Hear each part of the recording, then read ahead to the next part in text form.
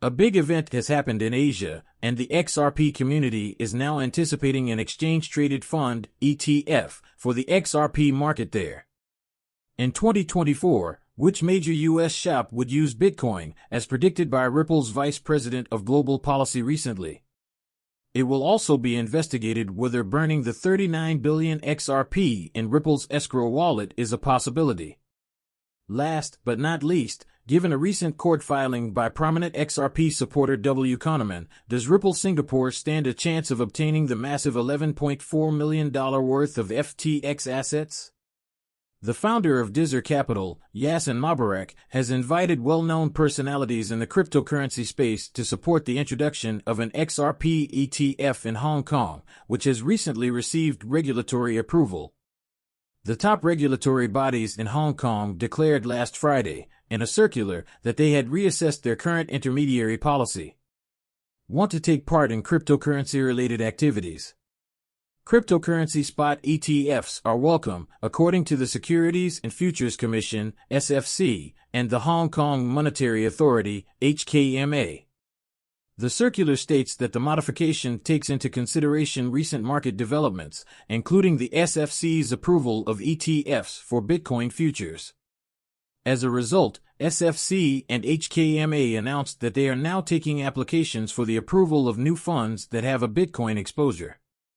As stated explicitly by the regulators, virtual asset spot exchange-traded funds among potential ETFs would be welcomed. Notable figures in the XRP community, including as venture capitalist Yasin Mubarak and private equity company Dizzer Capital, have taken note of this significant announcement from the Hong Kong regulatory bodies. In particular, Mubarak exhorted other participants in the cryptocurrency space to seize the opportunity and apply for an XRP ETF. The founder of cryptocurrency should apply for an XRP spot ETF in Hong Kong, he wrote on Twitter. An XRP enthusiast from Hong Kong responded to Mubarak's stance with a similar perspective. Someone said, "That's a really good idea." Parallel to this, Luo Boren, the chief of securities product development at the Hong Kong Stock Exchange, has declared that she is prepared to seize whatever opportunities that the regulatory authorities offer. He emphasized that the exchange is committed to collaborating closely with issuers and all other stakeholders to incorporate the Bitcoin spot ETF into the Hong Kong ETF market. There is still ambiguity in the market for an XRP spot ETF, although XRP is the only digital asset in the U.S. with clear laws. Industry leaders have expressed doubts about this involvement and chastised reputable asset managers such as BlackRock for what appears to be a reluctance on their part to apply for an XRP ETF.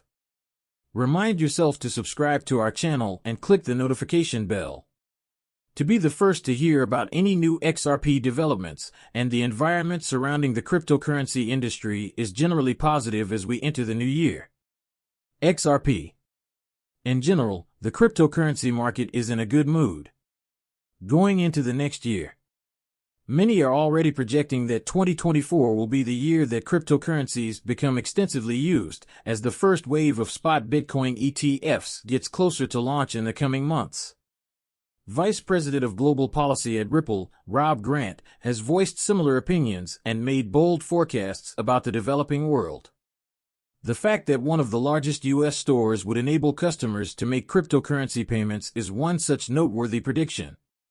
If the prediction comes true, it would be another big step toward the acceptance of cryptocurrencies. In addition, it would allow these assets to fulfill their main use case, which has mostly outlived their speculative appeal, payments. Remarkably, the Vice President of Policy at Ripple omitted to mention the major American retailers he thinks will be considered to take Bitcoin payments. Moreover, Rob Grant failed to specify whether XRP, which is backed by Ripple, would be a part of the project or if the company is looking into potential partnerships in this area.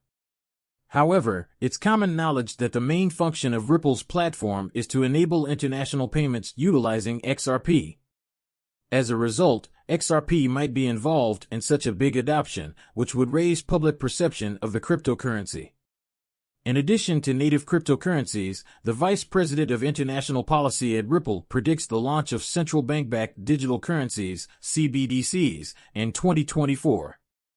The system is already being tested by other central banks around the globe, some of them in collaboration with Ripple.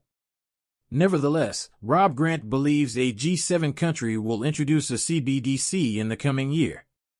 The G7 countries are the United States, the United Kingdom, Canada, Italy, France, Germany, Japan, and the European Union.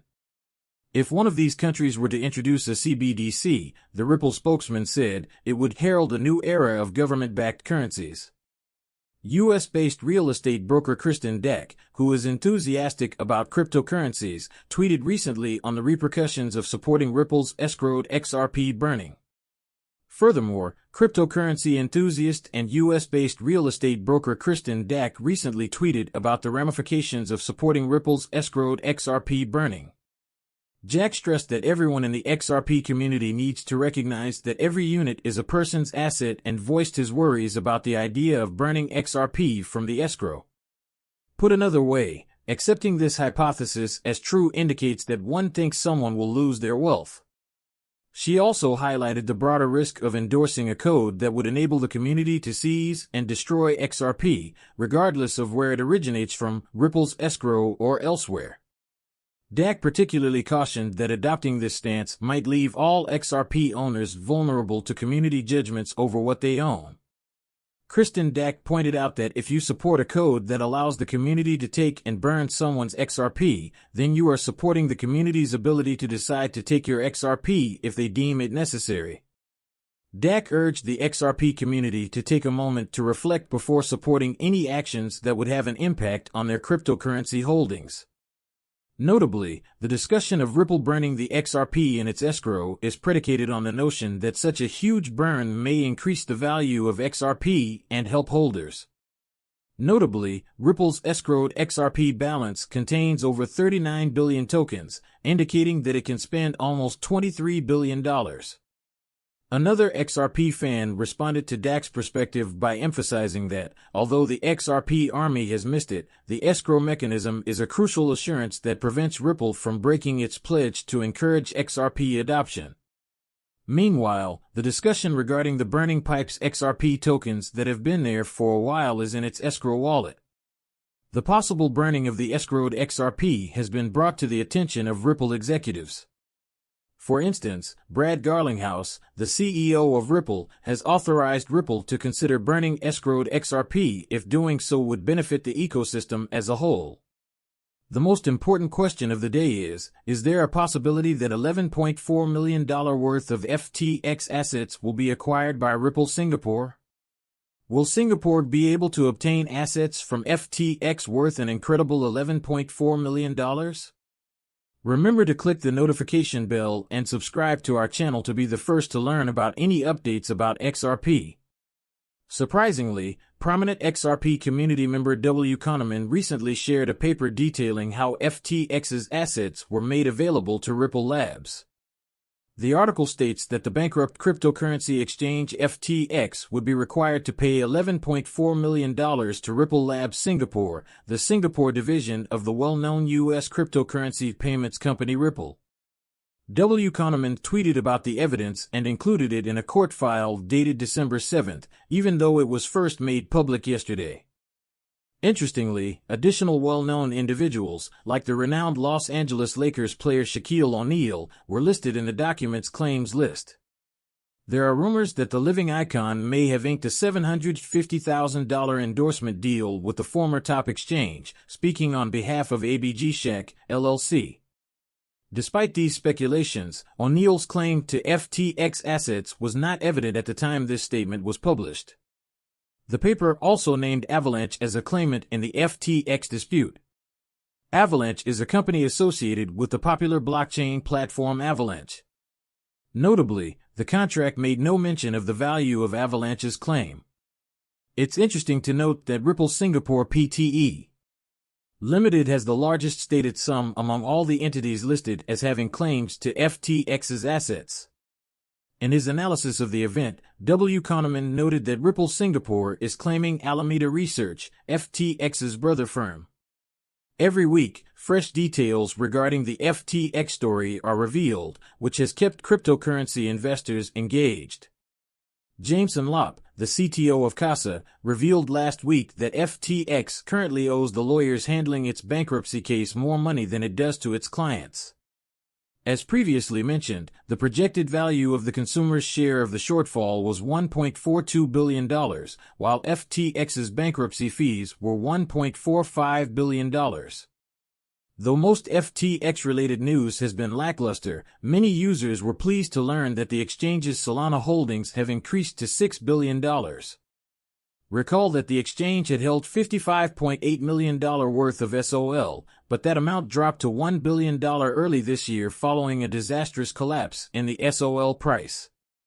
Due to Solana's recent rise to over $95, FTX's shares in the company increased dramatically to around $6 billion. Now, kindly let me know what you think in the comments area. Please remember to like the video, subscribe, and press the notification bell. This is advantageous. Me and the YouTube algorithm. You can help enlighten others in the same way that you have been enlightened by forwarding this video to as many people as you can. Let's disseminate this information together. Those who are sincere about cryptocurrency shouldn't miss everything we have to offer.